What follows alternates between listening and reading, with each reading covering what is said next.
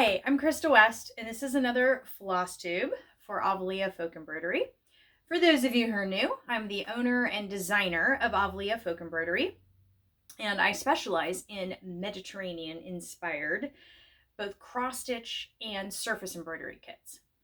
So, if you want all the things, let's start with all the things. So you can see everything at the website, www.avleaembroidery.com. That's A-V-L-E-A. Avlea means courtyard in Greek. And at the website, in addition to like kits and patterns and things like that for sale, there's also a lot of really good support. There's how-to videos. There's a couple of new how-to videos.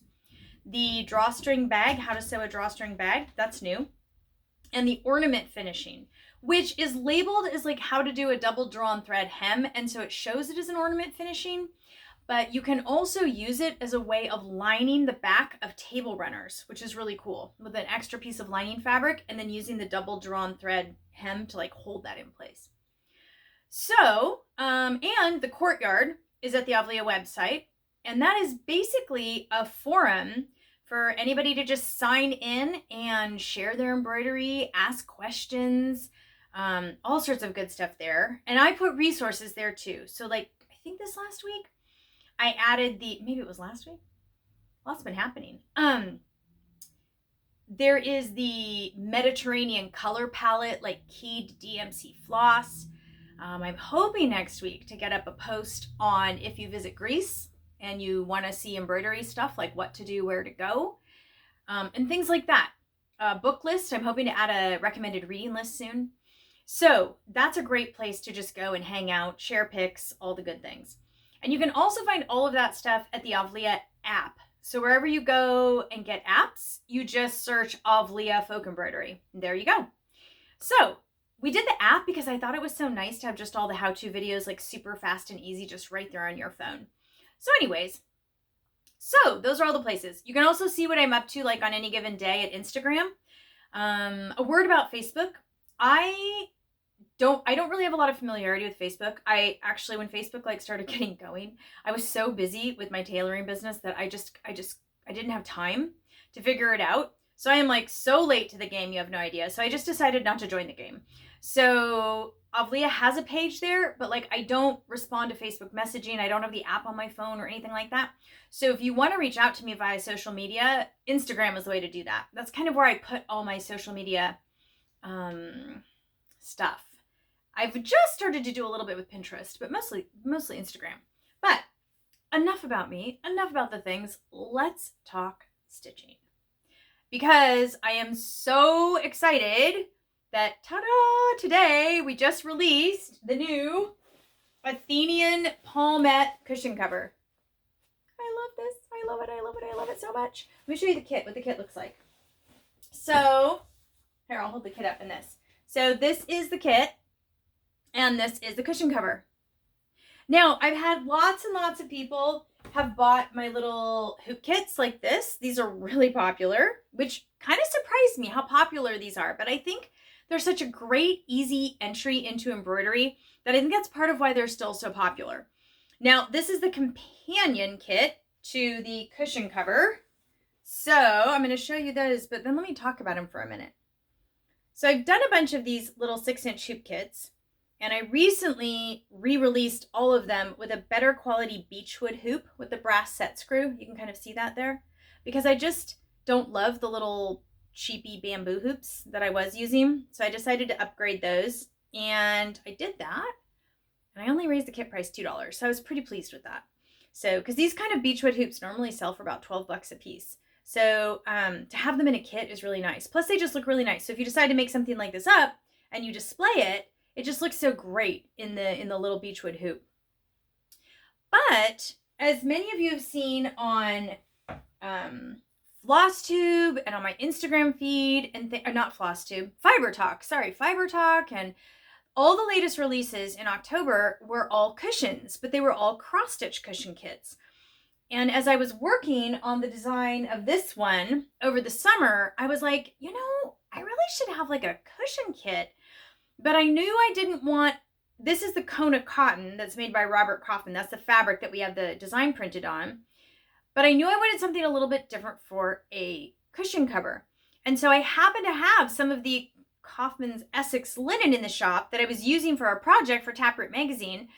And I was like, wait, I wonder if you could embroider on this. And I took one of our old embroidery stamps and like stamped it on it and started stitching and was like, oh, this stuff is amazing. It's fantastic to stitch on. So what I did is I had Kaufman prints the design. They digitally print the design for us on the Essex cotton linen. And this is a 55% linen, 45% cotton fabric. And the design is printed. The great thing about digital printing is that we can kind of endlessly tinker with the design to get it exactly right. So for example, the line width is really important. You want that line there to be thick enough that you can see what you're doing and the line you need to stay in, but thin enough that it disappears once you've done the stitching. You don't want to see all the markings after you've done the pillow.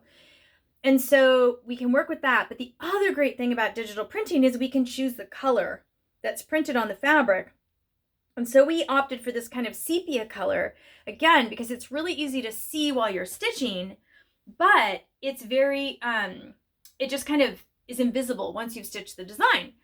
So there's been a whole bunch of delays. So I basically had this in ready for production, like back in late August, but there's been all of these production delays with the cotton issue, things surrounding the cotton industry. And so I've been waiting and waiting and waiting and waiting. And I finally got the thing. I finally got like the sample a couple of weeks ago, the sample test run. So like when we do these, well, I put this in the email last week, but basically turning out a cross stitch kit is a lot easier and faster than turning out one of these, because these just have so many layers to them. So we have to like get the design, and it's not like you can just, cut, make 10 kits or 15 kits. You have to commit to hundreds and hundreds of them because it's a very, very large fabric run to be able to do this. So you just want to make sure that everything's exactly right before you print 100 yards of something. So anyways, so I started working on them. I got the sample and I was like, oh, I wonder how I'm going to like stitching on this. And honestly, I mean, you guys all know I do a ton of sample stitching, and this is one of my favorite things I've made this year.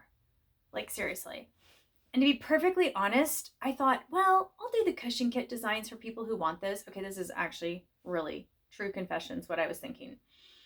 I'll offer those. I'm sure there's lots of people out there that would like those. And I was kind of like, but I'm just so partial to my cross-stitch border cushion covers and things like that. Yeah, until I did this one. And then I was like, I love this design. And fast. These bad boys work up so fast. I worked this entire sample in 7 days. Okay, I was a little bit obsessed. Okay, great. Well, factor in for me being totally obsessed with the new design and can only think about that thing for like a full 7 days. But like I still worked and everything. Like I'd finish work and then I'd sample stitch for a few hours every evening, and I got it done in about 7 days. So I'm guessing this is about 20-ish hours of stitching, which honestly for a super cool cushion is not that bad, considering it takes me 4 times as much time to stitch like a cross stitch design, 4 to 6 times as much. So anyways, so this is just released. Love it, love it, love it. Now the little hoop kit that goes with it is coming out really soon. Let's see, I showed you the kit. I showed you all the things. Ta-da. This one is actually, we're just waiting for the fabric. We did the first strike off and we had one little tiny error. There was like one little line that had to be removed. So then we had to do it again. So many steps. And so now that fabric is actually being printed, and my Kaufman rep is like getting my emails like, so is it done yet? So is it done yet? Is it done yet? It's Tuesday. Is it done yet? It's Wednesday. Is it done yet? No, I'm really trying to not bug him too much, but because he's been lovely.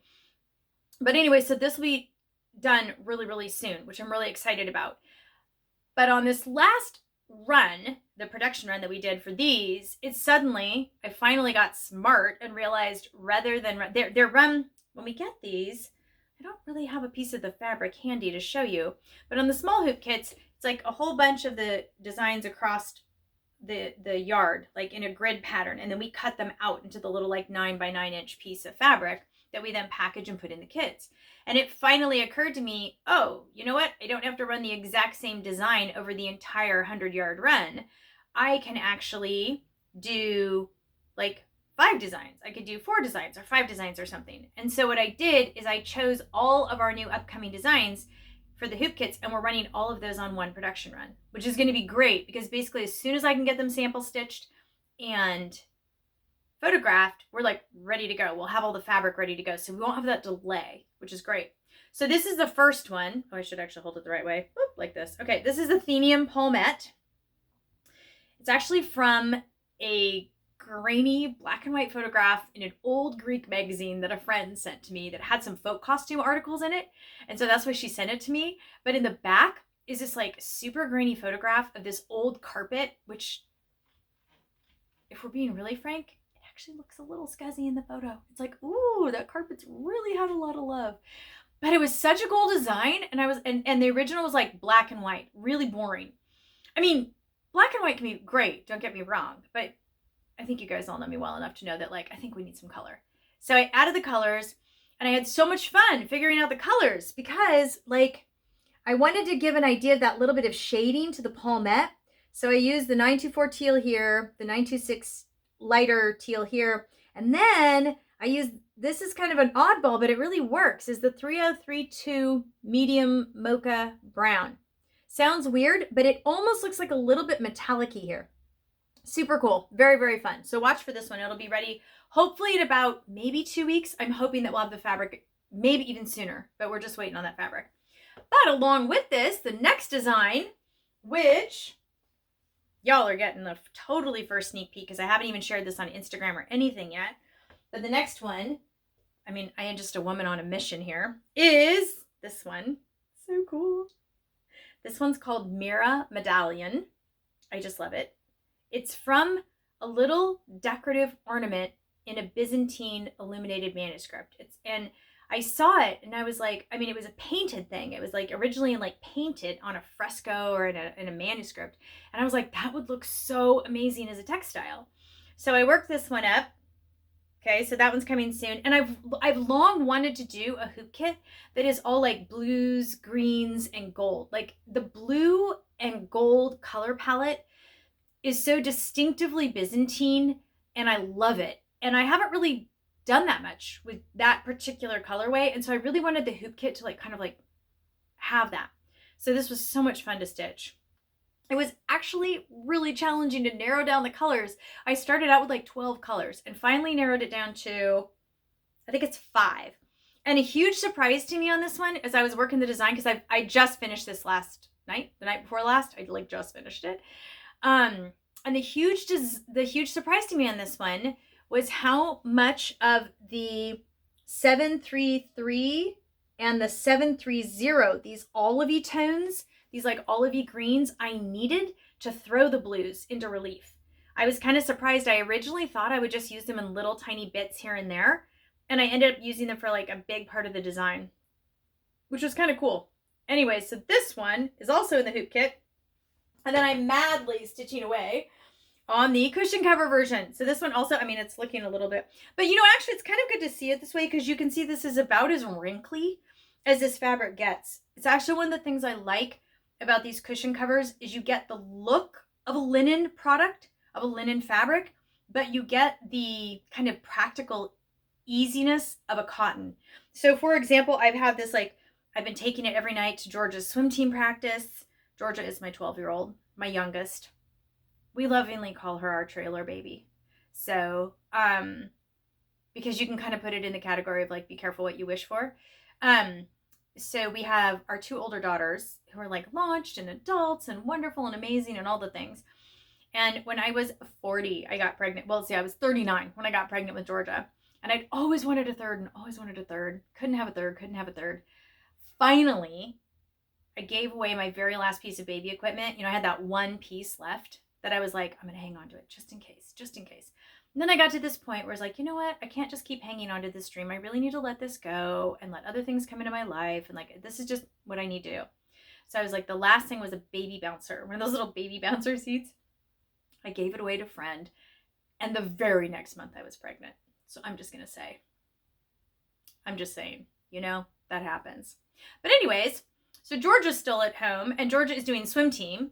And so a lot of times I go and I'm the parent who hangs out. I mean, my husband and I kind of tag team it, but lately he's been finishing up the kitchen remodel. So I've been like the one going to swim team.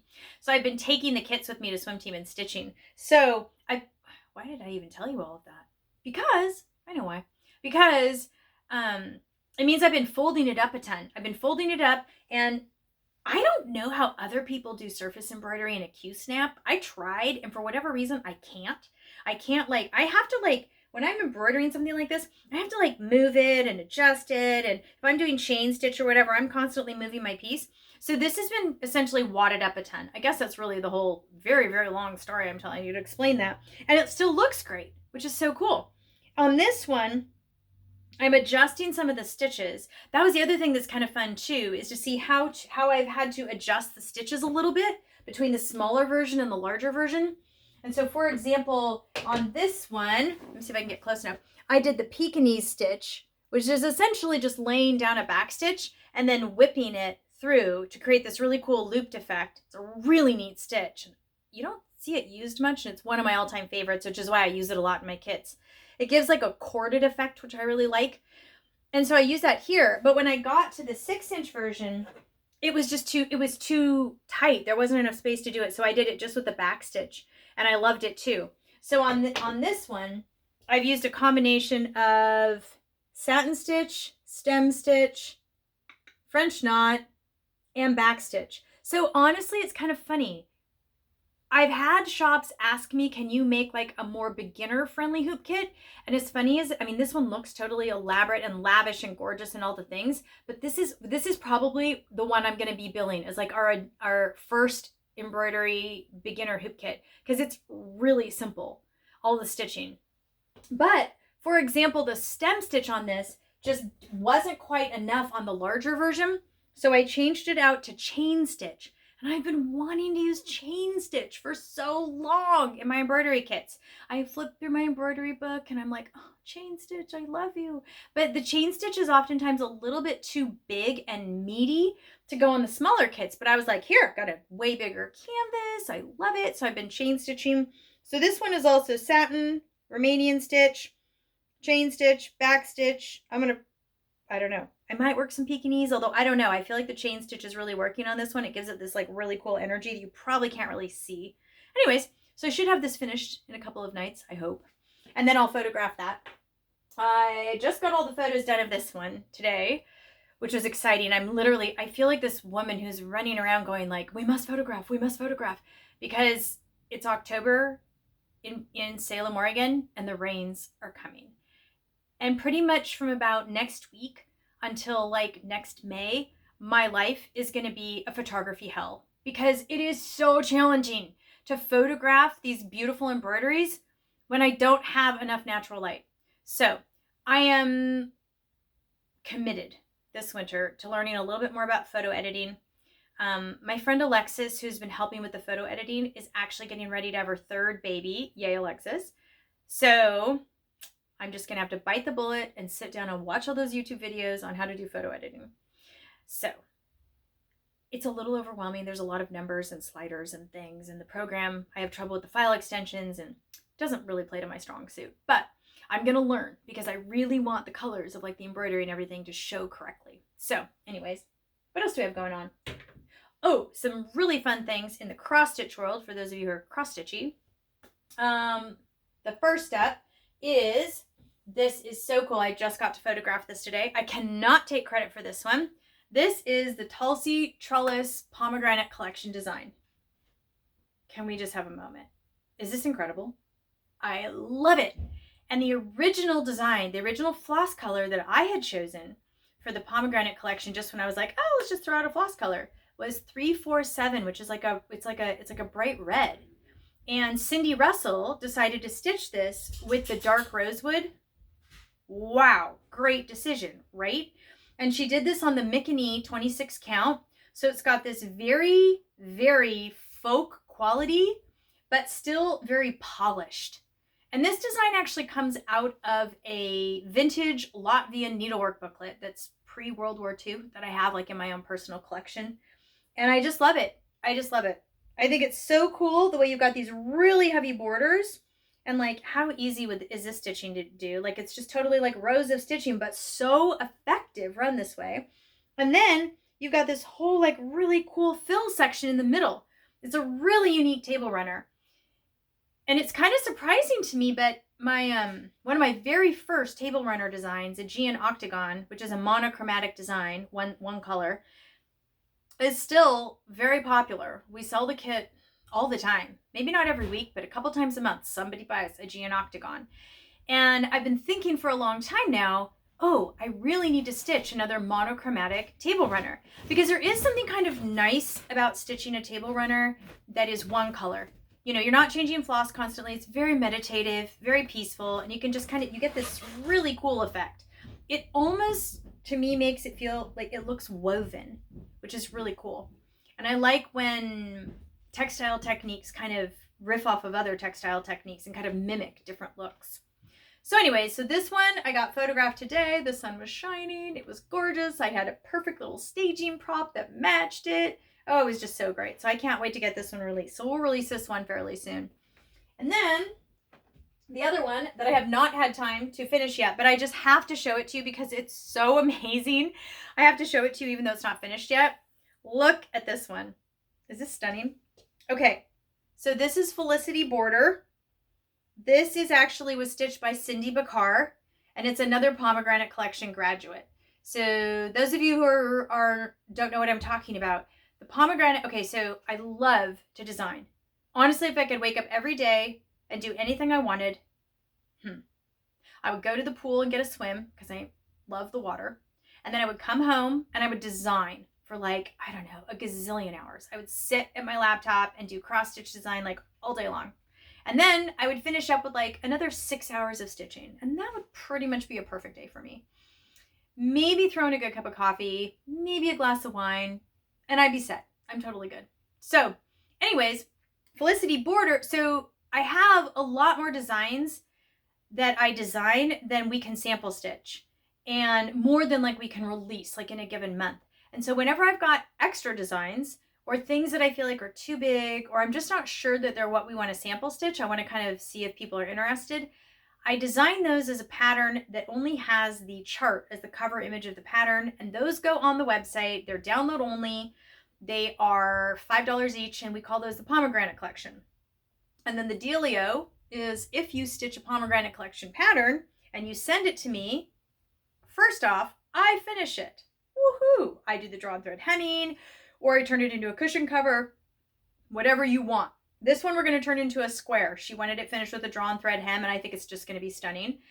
And then you get your embroidery back. So I keep it for a few weeks while I do the finishing, and then I take photographs, which is what allows me to then turn it into a regular kit that we offer. And then you get your embroidery back, and wait, there's more. You get a $50 credit at the website. Kind of fun. So the Pomegranate Collection has been definitely one of my better ideas. I feel like, I think it's a really, really good lesson in letting go. Because early on I had all these designs and I was like, I have to stitch them all. I have to stitch them all myself. I must do it all myself. I have to stitch all of them. And I can't. There's just not enough hours in the day. Even as much as I stitch, there's not enough hours in the day. And I was like, but I really want these designs to like go out into the world. So I'm like, we're just going to release the designs.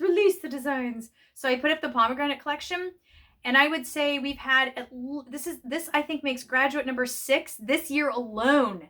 It's been incredible. Well, like here's one, the Talsi Trellis is one.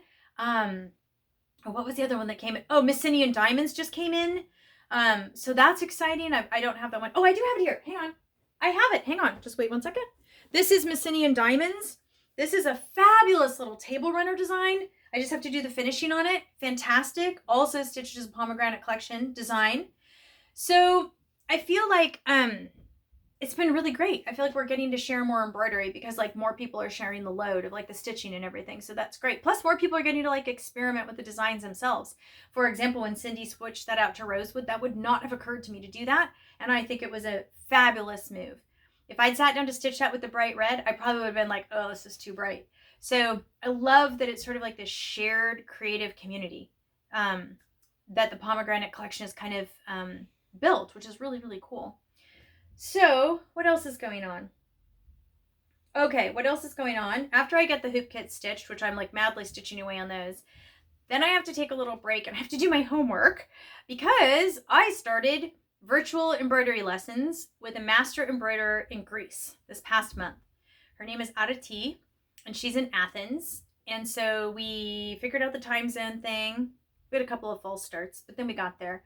And so Avlea is teaching me some of the Greek folk embroidery techniques that I don't know, or explaining things to me, showing me examples of things prior to my trip next year to Greece. Now I hope that trip I'll be able to go for a full month if I'm awarded the Center for Craft Artist Fellowship grant, which I've applied for. And my friend who writes grants thinks I have a good shot at it. So we'll see. If it's meant to be, it's meant to be. So if I get the grant, I'll be going for I think it's actually 5 weeks that I'll be in Greece studying in person with Avlea, as well as studying in museums and meeting with friends and things like that, and having people share their embroideries with me. But if I don't get the grant, and clearly then it's not meant to be, then I'm still going to go for 2 weeks and be able to do just, go do all things embroidery in Greece, go to the museums, do all the things. So one way or the other, the grant will just allow me an additional 3 weeks to study, as well as if I'm awarded the grant, then I'll create 3 projects. One will go on the Avlea website, one will go on the EGA's website, and one will go as an article to Taproot magazine. So that's kind of exciting. Oh, Taproot. I kind of forgot about that. There's been a lot of irons in the fire around here. Taproot, my Ionian apron design, just released in the latest issue of Taproot magazine. I do not have a copy of it anywhere right here in the workshop that I can lay my hands on. But it's really cool. It's a half apron. Oh, but I have the apron. Hang on, let me grab the apron because I have it right here. It's my work apron. So I'll show you this. It's clearly my work apron. I've been using it for quite a few weeks now. Well, a couple months now. But what it is, this is the apron that I designed for Taproot magazine. Oh, completely with my clips and everything. And they wanted me to do an article on the reusing and repurposing of fabric. And so I was thinking about how folk borders and woven bandings were sewn onto tunics in the classical age and in the Byzantine Empire.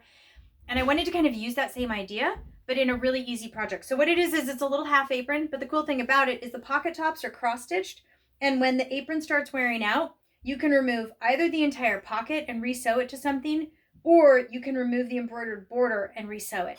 Because the linen is what, for me, I go through an apron like this probably every year or two, just lifting heavy bolts of fabric. Every once in a while I get a cut in the front of it or whatever, but I typically wear them out right here in the front, where I'm leaning against my cutting table. But the pockets don't ever wear out. And so I was thinking about that. So this is what I designed for them. There's actually kind of a cool picture of me holding a bowl of artichokes. It is me. I am the model, which is kind of exciting. And it's a bowl of artichokes because I had to finish the project way back in the spring and take photos, and the artichokes were literally the only thing that was growing in my garden at the time. So I'm like, okay, because we were trying to create kind of a maker farmer doer kind of look for it. So anyways, so this is in Taproot this month, Ionian apron. And then all the stuff that I do for Taproot, as soon, let's see, I think it's 8 months they have it. So Taproot will sell the kit in their online shop. And then, of course, it's in the magazine. The whole pattern and project is in the magazine, if you have the magazine. And then after 8 months, then it will release to the Avlea website. So I love working with Taproot. They're such a great team. They're just a joy to work with. They have great editors. I always feel like my articles and my projects come back stronger and better for their editing process. So anyways, so that's Taproot. What else is going on? I think that is about it for the month. I'm hoping next month I will be showing you a bunch more of these. There'll be 2 other ones. Let's see. So we have the Athenian Palmette, we have Mira Medallion, we have okay, I'll grab it and show it to you because it's so cool. I have it actually sitting right here. Hang on one more second. I don't know if you can see it in the screen. It may not show very well, but this is one of the designs and it's called Scottish Rose.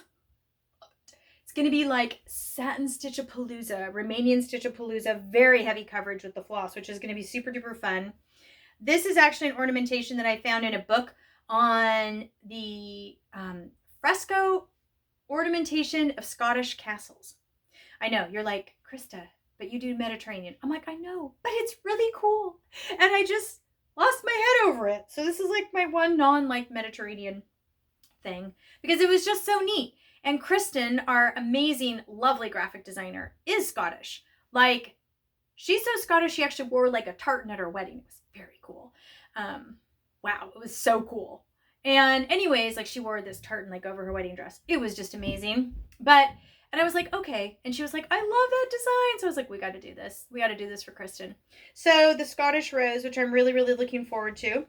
Plus, I think it's just going to be super bold. On this one, I think I'm going to do a palette of green and rosewood and gold. So it's going to have this like kind of very earthy kind of palette. And then the other one is called Canterbury Leaves. And it actually comes out of the, it was actually the same book that I found the Scottish Castle thing.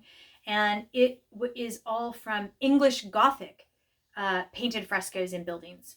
So it was a book on like how they used to ornament like walls, and basically before they had wallpaper, when they would actually paint ornamented designs into great rooms and ballrooms and libraries in castles and famous houses and things like that. And you know me, if I see a decorative motif, I'm like, how can we embroider that? So that's that. But that's kind of what's going on this month. Oh, quick little, just a little note to all of you who are watching. If you've watched all the way to the end now, you totally have earned this. Just a reminder that the Avlea thank you sale starts November 1st. So, I know I'm releasing a lot of this stuff now, and I know it's actually like, it's really, I guess actually it's really bad business to like make a brand new design and then offer it for sale. But you know what? I can't wait. I'm sorry. The embroidery is too beautiful. And I'm not going to wait and hold this back until December. I don't know what, just so I can make an additional 20% on it. It's just not worth it to me. It's really worth it to me to get this into people's hands and people be stitching and get your feedback and hear if you guys are enjoying these as much as I am. So I was like, you know what? Whatever. I'm really here to embroider. I'm not here to like run the world's most successful, billionaire business. I'm here to actually embroider and share the joy of embroidery with other people. So these kits will be. So I'll probably actually I'll literally probably be releasing this and then literally within a day or two it'll like be on sale. So that's kind of fun.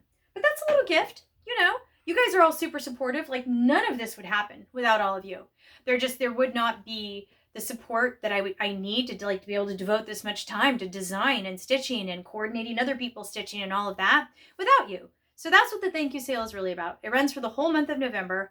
And it is 20% off site-wide everything. Because I just decided to do that in the early days because it's too confusing with my website hosting to try and like pick and choose which things are going to be on sale. So I was like, whatever, let's just put it all on sale. And that way you can like stock up for Christmas presents, or you can like use it as a time to fill your stash or that kind of a thing. So I think that's it. Thank you so much for joining me for this FlossTube.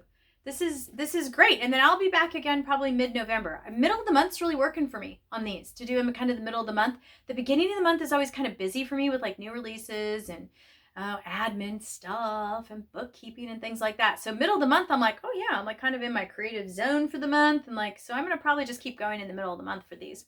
So I just want to say thank you. Thank you so much for watching this. Thank you for your feedback, your lovely emails, your Instagram comments, all of those things. It makes my day every time I get one of those. Like the honeymoon is not worn off. Let's put it that way.